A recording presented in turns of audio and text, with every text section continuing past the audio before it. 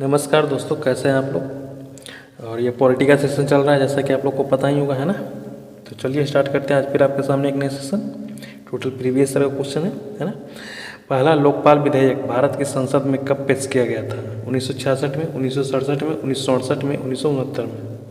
Question कह रहा है पहला लोकपाल विधेयक भारत की संसद में कब पेश किया गया था?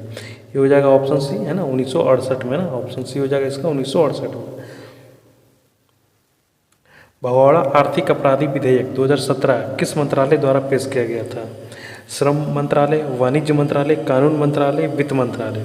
क्वेश्चन कह रहा है भगोड़ा आर्थिक अपराध विधेयक 2017 में किस मंत्रालय द्वारा पेश किया गया था? ये हो जाएगा वित्त मंत्रालय, है ना। ऑप्शन डी हो जाएगा इसका राइट आंसर। भगोड़ा करने का मतलब क्या हुआ? जो भारत से पैसा लेकर, भारत से धन लेकर किसी दूसरे देश में चले जाते हैं, या बैंक से लोन लेकर एक तरह से लोन ना चुकाते हैं और दूसरे देश में चले जाते हैं, उनको भगोड़ा घोषित किया जाता है ना। और ये क्वेश्चन खास करके एग्जामिनर के लिए फेवरेट बन गया है ना, जिसको आप लोग ध्यान से देखिएगा। निम्नलिखित में से कौन कभी भी भारत का उपराष्ट्रपति नहीं रहा? Mohammad Hamid Ansari, APJ Abdul Kalam, R K. वेंकट रमन या शंकर दयाल शर्मा। क्वेश्चन का निम्नलिखित में से कौन कभी भी भारत के उपराष्ट्रपति नहीं रहे? तो हो जाएगा एपीजे अब्दुल कलाम, है ना। ऑप्शन बी हो जाएगा इसका राइट आंसर। और जो रहे हैं वो तीन हो जाएंगे, है ना। मोहम्मद हामिद अंसारी, आर.के. वेंकट रमन और शंकर दयाल शर्मा। इनको तीनों को याद रखना, ध्यान में रखना है। भारत के पहले उप प्रधानमंत्री कौन थे और वो किस राजनीतिक दल से थे? सरदार वल्लभ भाई पटेल, भारतीय राष्ट्रीय कांग्रेस से; मोरारजी देसाई, भारतीय राष्ट्रीय कांग्रेस से; चरण सिंह, जनता पार्टी से; यशवंत राव चौहान, भारतीय राष्ट्रीय कांग्रेस से। क्वेश्चन कह रहा है भारत के पहले उप प्रधानमंत्री कौन थे और वो किस राजनीतिक दल से थे? तो पहले उप प्रधानमंत्री सरदार वल्लभ भाई पटेल थे, वो भारतीय राष्ट्रीय कांग्रेस से थे ना। ऑप्शन ए हो जाएगा इसका राइट आंसर। सरकारी विधेयक कौन पेश करता है? लोकसभा में कोई भी सदस्य, केवल प्रधानमंत्री, केवल लोकसभा अध्यक्ष, सांसद के किसी भी सदन में मंत्री। क्वेश्चन कह रहा है सरकारी विधेयक कौन पेश कर सकता है? तो जगह ऑप्शन डी, सांसद के किसी भी सदन में मंत्री, है ना। ऑप्शन डी हो जाएगा इसका राइट आंसर।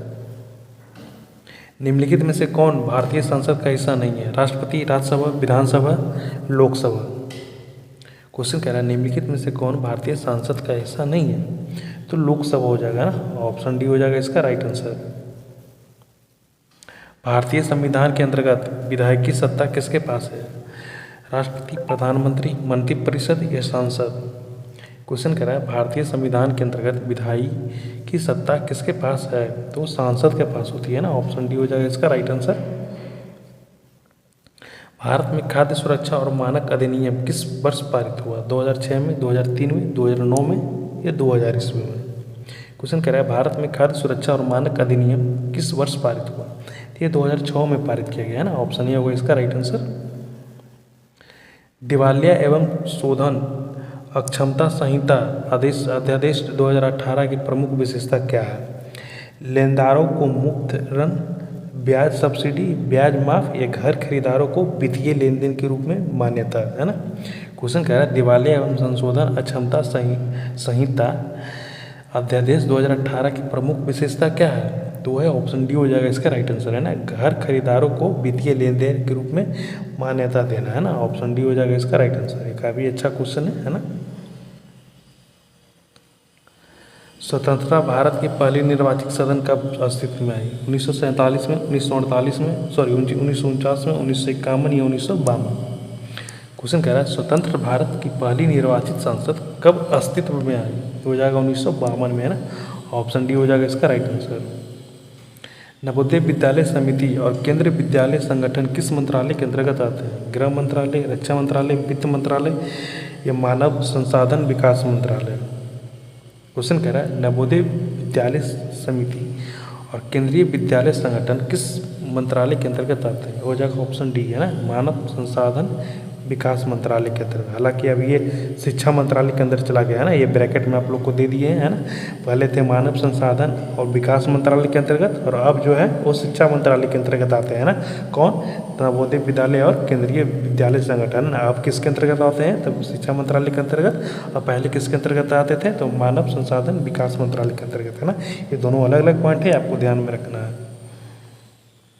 ओबीसी में क्रीमी लेयर की पहचान हेतु गठित समिति का नाम क्या था? के मुंशी समिति, जीबी मालवर समिति, रामनंदन समिति या स्वर्ण सिंह समिति? क्वेश्चन करा है ओबीसी क्रीमी लेयर की पहचान हेतु गठित समिति का क्या नाम था? वो था ऑप्शन सी, है ना, रामनंदन समिति। राज्यसभा द्वारा क्षतिपूरक उपकर विधेयक किस वर्ष पारित किया गया? 2008 में, 2010 में, 2014 में या 2016 में? क्वेश्चन करा है राज्यसभा द्वारा क्षतिपूरक उपकर विधेयक किस वर्ष पारित किया गया? हो जाएगा ऑप्शन डी, 2016 में, है ना। निम्नलिखित में से कौन भारतीय संसद का नियमित सत्र नहीं है? ग्रीष्म सत्र, शीतकालीन सत्र, मानसून सत्र या बजट सत्र? क्वेश्चन कह रहा है निम्नलिखित में से कौन भारतीय संसद का नियमित सत्र नहीं है? तो ये ग्रीष्म सत्र है ना, ऑप्शन डी हो जाएगा, सॉरी ऑप्शन ए हो जाएगा इसका राइट आंसर। तो नियमित क्या है? तो वो है PMW, है, याद रखिएगा। कौन? बजट सत्र। एम हो जाएगा मानसून सत्र, ये हो जाएगा विंटर सत्र, है ना। बजट, मानसून, विंटर, है ना। भारतीय संसद में सत्रों की विषम संख्या कौन सी है? बजट, ग्रीष्म, मानसून, शीतकालीन? क्वेश्चन वही है, क्वेश्चन सेम है, जस्ट ऊपर वाला ही बस पूछने का तरीका चेंज कर दिया गया, है ना। ये भी हो जाएगा ग्रीष्म मानसून, है ना। ऑप्शन बी होगा इसका राइट आंसर। निम्नलिखित में से कौन भारतीय संसद का अंग नहीं है? राष्ट्रपति, राज्यसभा, लोकसभा, राज्य विधानसभा? है। क्वेश्चन कह रहा है निम्नलिखित में से कौन भारतीय संसद का अंग नहीं है? हो जाएगा ऑप्शन डी, है ना, राज्य विधानसभा है। भारत की संचित निधि में क्या जमा होता है? केवल आयकर, भारत सरकार द्वारा प्राप्त सभी धन, केवल राज्यों द्वारा का अंशदान या सरकारी बचत? क्वेश्चन कह रहा है भारत की संचित निधि मतलब कि कॉन्सोलिडेट फंड ऑफ इंडिया में क्या जमा होता है? तो वो होता है भारत सरकार द्वारा प्राप्त सभी धन, है ना। ऑप्शन बी हो जाएगा इसका राइट आंसर। भारत की संचित निधि से व्यय किसकी मंजूरी से किया जाता है? राष्ट्रपति, सांसद, CAG, प्रधानमंत्री? क्वेश्चन कह रहा है भारत में संचित निधि से व्यय किसकी मंजूरी से किया जाता है? वो सांसद की मंजूरी से, है ना। ऑप्शन बी हो जाएगा इसका राइट आंसर। व्यय माने खर्च करना है। भारतीय संविधान को गणतांत्रिक क्यों कहा जाता है? मौलिक अधिकारों के कारण, वंशानुगत शासक न होने के कारण, बेशक मताधिकार के कारण या निर्वाचित संसद की व्यवस्था के कारण? क्वेश्चन कह रहा है भारतीय संसद को गणतांत्रिक क्यों कहा जाता है? हो जाएगा ऑप्शन डी, है ना, निर्वाचित संसद की व्यवस्था के कारण? ऑप्शन डी हो जाएगा इसका राइट आंसर। भारतीय संसद का उच्च सदन कौन सा है? लोकसभा, राज्यसभा, विधानसभा या राष्ट्रपति भवन? क्वेश्चन कह रहा है भारतीय संसद की उच्च सदन कौन सा है? तो ये हो जाएगा राज्यसभा, है ना। उच्च सदन राज्यसभा और लोअर सदन लोकसभा। राज्यसभा के प्रथम सभापति कौन थे? गणेश वासुदेव, डॉक्टर सर्वपल्ली राधाकृष्ण, HB कृष्णमूर्ति राव या वायलेट अल्वा? क्वेश्चन कह रहा है राज्यसभा के प्रथम सभापति कौन थे? वो जगह ऑप्शन बी, है ना, डॉक्टर सर्वपल्ली राधाकृष्ण। किस संविधान संशोधन में लोकसभा सीटों 2025 से बढ़ाकर 45 हुई? 21वां संविधान संशोधन, 25वां संविधान संशोधन, 24वां संविधान संशोधन या 31वां संविधान संशोधन? क्वेश्चन कह रहा है किस संविधान संशोधन से लोकसभा सीटों 2525 से 545 हो गया? ये हुआ 31वां संविधान संशोधन, है ना। ऑप्शन डी होगा इसका राइट आंसर। धन विधेयक को राज्यसभा अधिकतम कितने दिनों तक रोक सकती है? 14 दिन तक, 15 दिन तक, 12 दिन तक या 28 दिन तक? क्वेश्चन कह रहा है धन विधेयक को राज्यसभा अधिकतम कितने दिनों तक रोक सकती है? तो अधिकतम 14 दिन तक रोक सकती है ना। ऑप्शन ए हो जाएगा इसका राइट आंसर। राज्यसभा के संबंध में सही कथन कौन सा है? इसे भंग नहीं किया जा सकता है, यह निम्न सदन है, प्रत्यक्ष रूप से निर्वाचित है, इसका कार्यकाल 5 साल का होता है। क्वेश्चन कह रहा है राज्यसभा के संबंध में सही कथन कौन सा है? ऑप्शन ए हो जाएगा ना, इसको भंग नहीं किया जा सकता, और बाकी तीनों जो कि गलत है ना।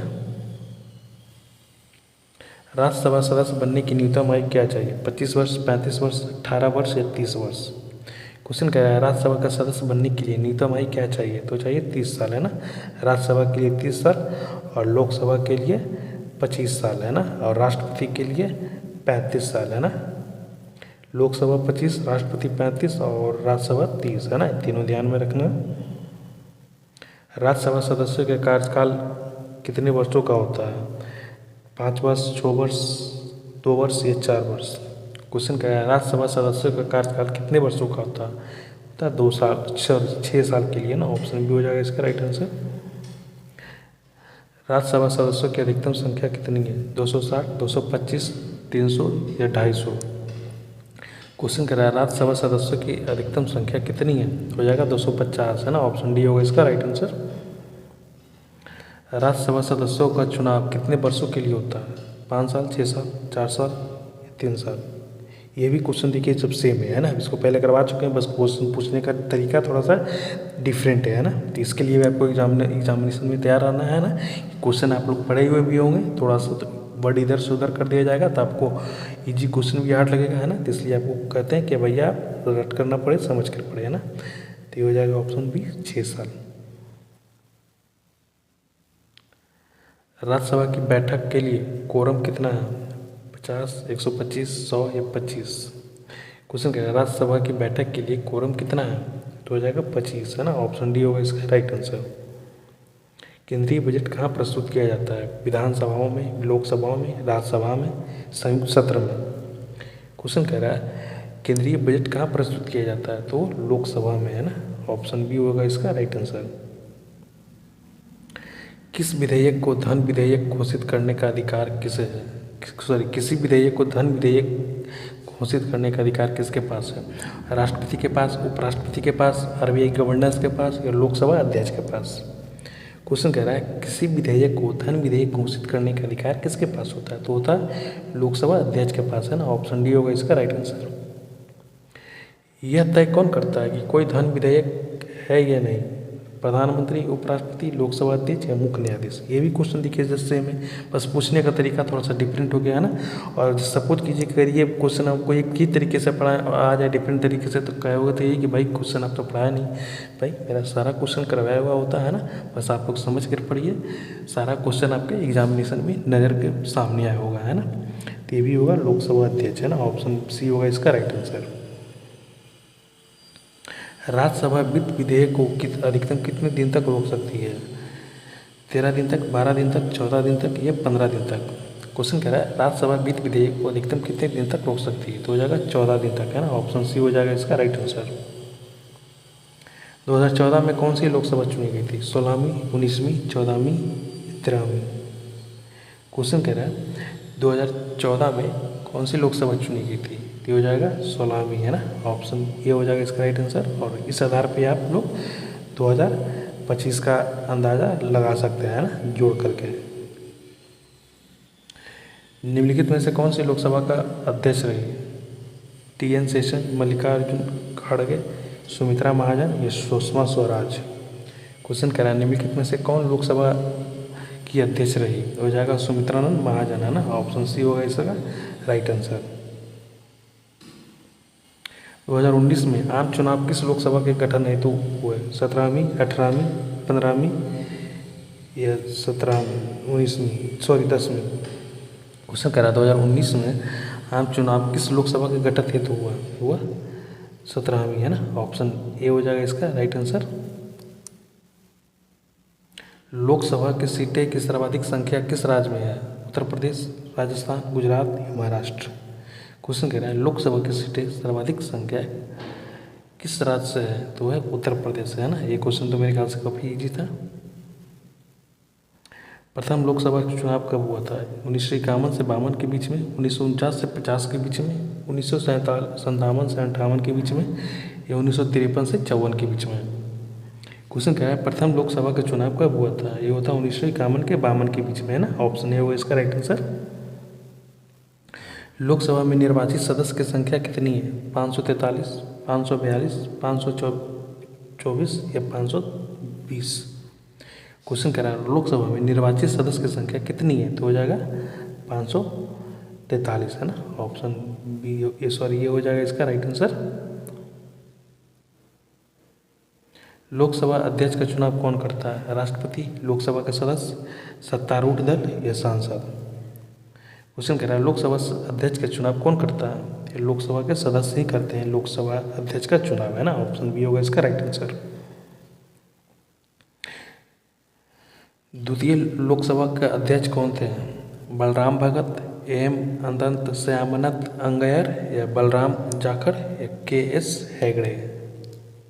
क्वेश्चन कह रहा है द्वितीय लोकसभा के अध्यक्ष कौन थे? ये हो जाएगा ऑप्शन बी, है ना, एम अनंत श्यामनाथ अंगैयर, है ना, ऑप्शन बी हो जाएगा इसका राइट आंसर। राज्यों से प्रत्यक्ष निर्वाचित लोकसभा अध्यक्ष सदस्यों की संख्या कितनी रही? 550, 518, 530 या 525? क्वेश्चन कह रहा है राज्यों से प्रत्यक्ष निर्वाचित लोकसभा सदस्य की संख्या कितनी रही?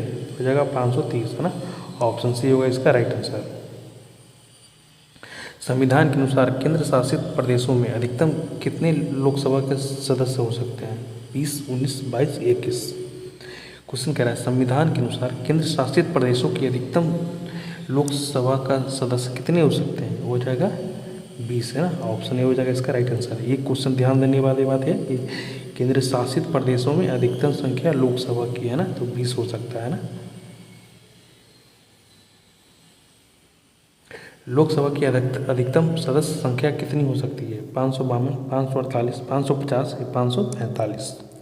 क्वेश्चन कह रहा है लोकसभा की अधिकतम सदस्य की संख्या कितनी हो सकती है? हो जाएगा ऑप्शन ए, है ना, 552 इसका राइट आंसर होगा, है ना। और आज का सेशन यही पे खत्म करते हैं और 44 में से कितना सही होएगा वो कमेंट करके बताइएगा, है ना। और कैसा लगा आप लोग को सेशन ये भी कमेंट करके बताइएगा। और एक बात और, ये अगर आप लोगों को कोई क्वेश्चन कोई टॉपिक छूट जाता है तो टेंशन नहीं लेने वाली बातें, है ना।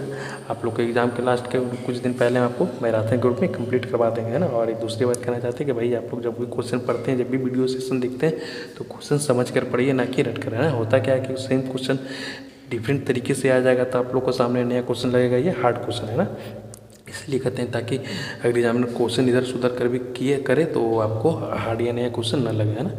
तो ठीक है, मिलते हैं अगले सेशन में, तब तक के लिए थैंक यू।